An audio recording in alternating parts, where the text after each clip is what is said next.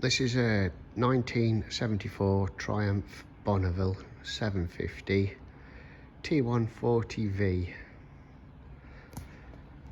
It's a running bike.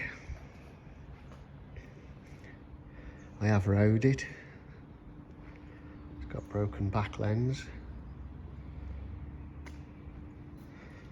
but mechanically it's a sound bike.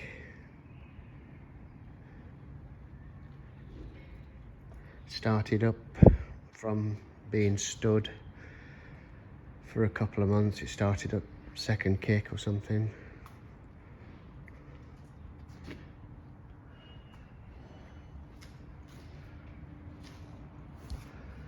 Uh, 20,800 miles on the clock. Started up.